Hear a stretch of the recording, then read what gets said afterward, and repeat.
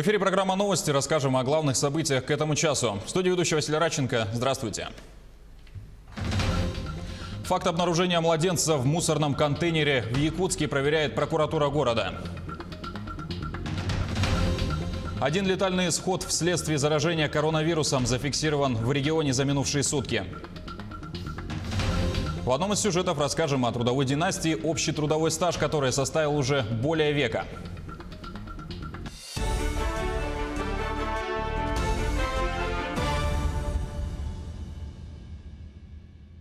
Прокуратура Якутска начала проверку по факту обнаружения младенца в мусорном контейнере. По данным пресс-службы ведомства, предварительно установлено, что матерью является девушка 1999 года рождения, проживающая в столице. Сейчас предстоит установить причины и условия происшествия. При наличии оснований будут приняты меры прокурорского реагирования. Ранее мы сообщали, что новорожденного ребенка обнаружили в мусорном баке во дворе дома по улице Дзержинского, 57 в Якутске 6 июня. Он находился в состоянии охлаждения. 7 лесных пожаров на площади почти 5000 гектаров ликвидировали за сутки в Якутии. Таковы данные пресс-службы регионального МЧС. Между тем, за сутки возникли 7 природных пожаров. В целом в республике действует 11 очагов на общей площади, пройденной огнем почти 20 тысяч гектаров. При этом площадь активного горения составляет чуть менее 31 гектара. Угрозы для населенных пунктов и объектов экономики нет. Свыше 2600 больных коронавирусом зарегистрировано в Якутии с начала пандемии. О текущей эпидобстановке сегодня рассказал глава региона. Также 22 человека по республике находятся в тяжелом состоянии. Из них 2 на аппарате искусственной вентиляции легких. За минувшие сутки 1 летальный исход. Таким образом, за весь период скончалось 15 человек. Все представители старшего поколения. Новых случаев заболевания за сутки 80, из них 69 в Якутске. По городу Якутску мы последнюю неделю видим стабилизацию в районе 70 человек, заболевших каждые сутки, не более. Вот это обнадеживает. Вместе с тем хочу сказать, что многие решили, что вот только закрытие магазинов на выходные дни, остановка общественного транспорта – это только и решает вопрос. Но, к сожалению, еще раз хочу сказать, что ситуация еще далека до стабилизации по Якутску. Соответственно, и масочный режим, и ограничения по социальной дистанции надо соблюдать везде, не только в магазинах или в общественном транспорте. Поэтому я здесь прошу жителей города Якутска, да и вообще всех других наших населенных пунктов, где действует режим полной самоизоляции, вот эти вопросы никоим образом не забывать и их постоянно придерживаться. Также глава рассказал о районах, где продолжает сохраняться напряженная эпидобстановка. Если говорить по другим районам, то в целом у нас такие горячие точки остаются такими же, как и прежде. Это у нас в первую очередь Намский район, где у нас 104 заболевших по 10 населенным пунктам района. Это у нас Меган-Кангаласский район, Алданский, где подавляющее большинство заболевших. Это работники промышленных предприятий, работающие вахтовым образом. Вот. Но по всем ним принимаются меры оперативными штабами на местах, лечение идет нормально. Мы уверены, что эти очаги тоже в ближайшее время уже начнут локализовываться и показывать уже снижение количества заболевших. Сейчас более подробно узнаем об эпидобстановке в Алданском районе, и я передаю слово нашему корреспонденту Руслану Павлову. В Алданском районе ситуация с ковид по-прежнему напряженная. Ежедневно мы получаем единичные случаи положительных подтвержденных заболеваний коронавирусной инфекцией. И так о том, как мы прошли выходные дни, главный санитарный врач Алданского района Алексей Селюдин. Алексей Викторович, прошли выходные дни, как расстроиться было, как население отреагировало?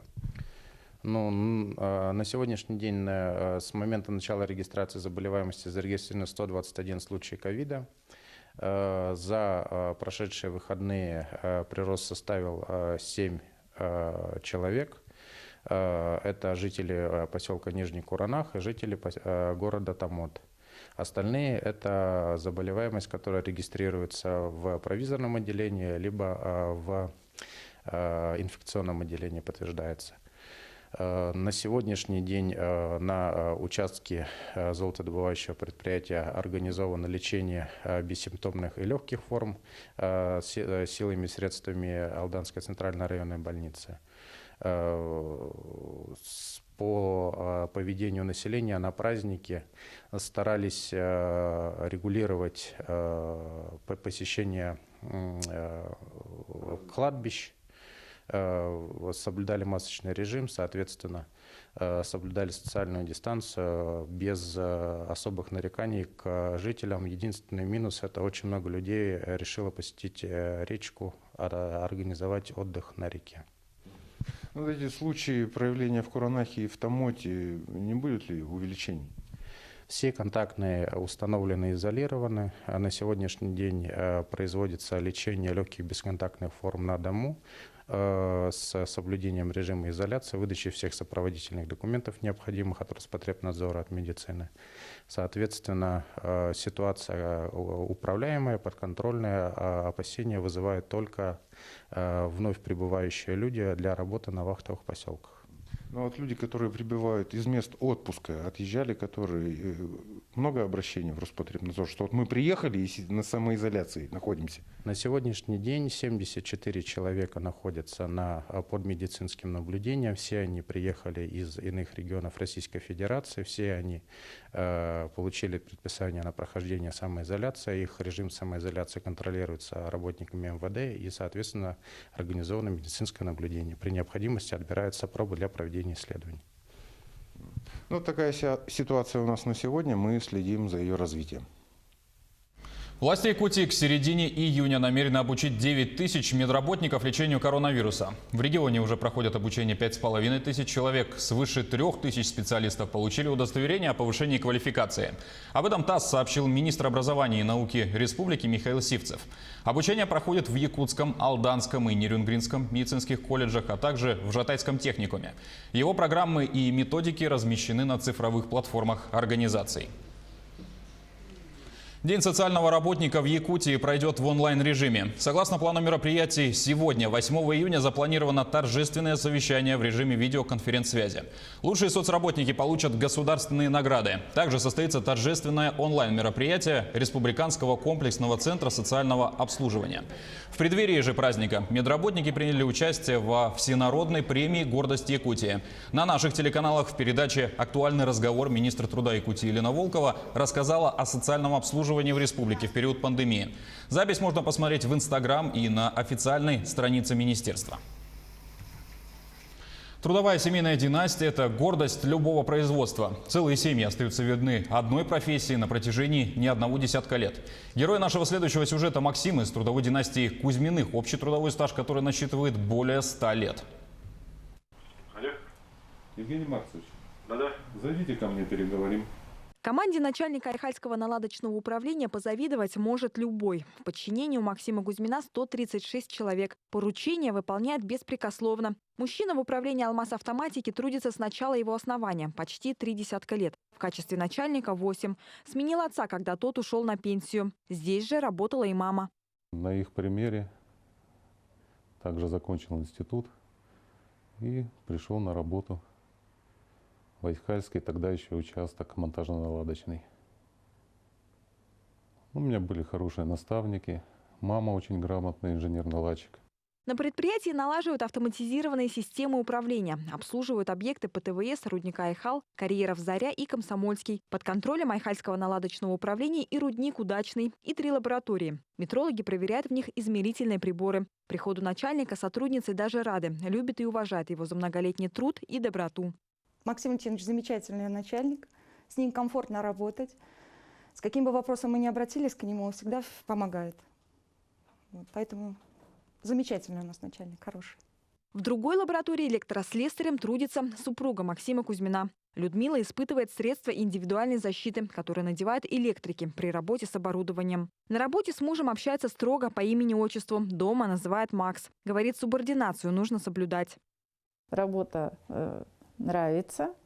Сначала я испытывала очень огромное волнение, потому что здесь работа связана с напряжением. На работе почти не встречаемся. Все заняты своей работой. Только во время проверки. Среди подчиненных еще 2 родственников Максима Кузьмина. Брат-близнец и сын. Первый, Станислав Кузьмин, трудится начальником участка. Сын Павел работает инженером-наладчиком. Сейчас они в отпуске. Запечатлеть семейную династию в полном составе не вышло. Я работаю в Айхальском монтажно-наладочном управлении уже много лет под руководством моего брата Кузьмина Максима Валентиновича, начальника управления. Я знаю его как профессионального, ответственного, компетентного руководителя. Супруги признаются, дома о работе стараются не разговаривать. Много других тем для обсуждения. Семейная династия умеет не только отлично работать, но и отдыхать. Мужчины в семье Кузьминых увлекаются рыбалкой. Женщины всегда рядом, собирают грибы и ягоды. Альбина Шарафединова, Дмитрий Храмкин, телеканал «Алмазный край». В бывшей столице Крымского ханства, городе Бахчисарае, еще в середине 90-х годов прошлого века появилась улица Якутская. Наш крымский СОБКОР Денис Тишин пообщался с якутянами, живущими там, и готов рассказать необычную историю возникновения улицы.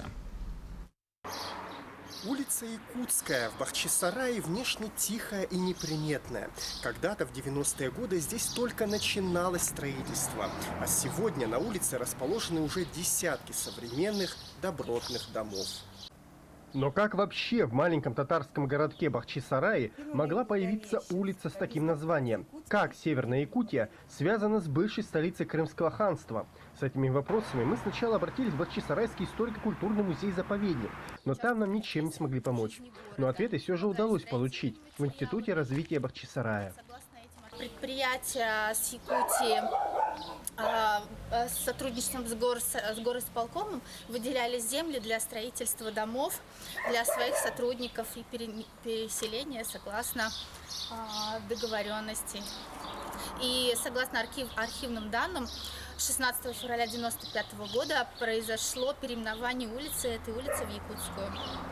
Чуть позже мы узнали, что переселенцами из Якутии были сотрудники предприятия «Мирный Дорстрой», которое занималось возведением дорог на аэродромах. Организация даже доставляла стройматериалы из Северной Республики в Крым, чтобы построить дома для своих работников.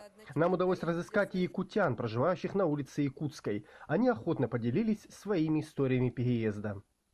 У меня мама здесь живет, это родительский дом, у меня отец получил этот дом от организации, но поскольку в 2016 году мама перенесла инсульт, я вот приехала за ней, ухаживаю уже почти 4 года. Я приехала, первых из этих людей, вот тут обживались. Сначала сложно, трудно, причастений, конечно, не видели. Но когда развалился Союз и оказалось что мы остались неудел. И все люди поуехали. В начале 90-х в Бахчисарай приехали свыше десятка якутских семей. Сегодня их осталось только 3. По словам Тамары Коченковой, многие не выдержали трудности украинского периода. Были сложности с получением гражданства и перебои с водоснабжением. Зато оставшиеся якутяне ни на секунду не жалеют о своем выборе и очень рады, что Крым вновь стал российским. Денис Тишин, Бахчисарай, Республика Крым. На этом пока вся информация. До встречи в следующем часе.